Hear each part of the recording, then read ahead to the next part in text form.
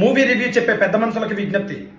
Raavan for you, పూల చొక్క, రగడి, barbell pitch and feet గాడి రివ్యూ, ఇటువంటి పెద్ద మనుషులు అండ్ ముసుగులో వేసుకుని చాలా మంది ఉన్నారు. పేర్లు తెలియదు, చాలా ఛానల్స్ ఉన్నాయి.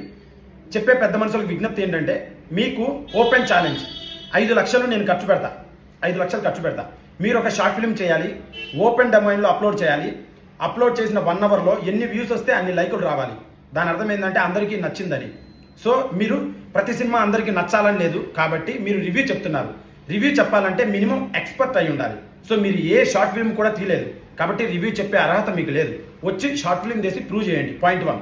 పాయింట్ 2, మేము కాపాడుతున్నాం జనాల్ని, బీవేర్ ఆఫ్ డాగ్ లాగా ఈ సినిమా బాగలేదని మీరు చెప్తున్నారు. అది కరెక్ట్ కాదు. మీ ఒపీనియన్ మీ మనసులో పెట్టుకొని 100 మంది మీద రుద్దినప్పుడు ఏమవుతుందంటే ప్రొడ్యూసర్ల లైఫ్లు పోతున్నాయి.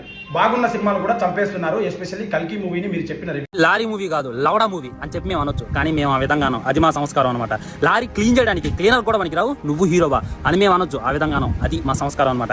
యూట్యూబ్లో ఏదో వీడియోలు చేసుకుంటే అమ్మాయి నీ నడుము బాగుంది, నీ తొల్ల బాగుంది, నీ వెనక బాగుంది అని చెప్పి సొల్లు మాటలు మాట్లాడి నువ్వు డైరెక్టర్వి అని మేము అనొచ్చు, కానీ మేము అనం. అదేదో లంగా పనులు చేసి ఆడవాళ్ళతో తన్నులు తిన్న నువ్వు ప్రొడ్యూసర్వి అని చెప్పి మేము అనొచ్చు, కానీ మేము అనం. ఏమంటున్నావు, రివ్యూలు ఇవ్వడం తప్ప.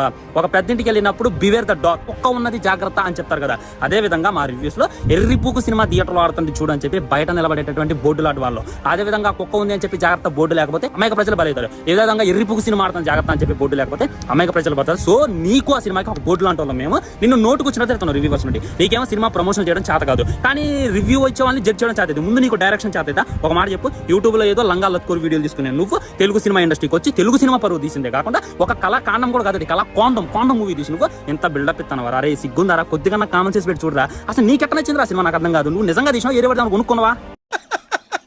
వేసేసాడు, బాగా వేసేసాడు.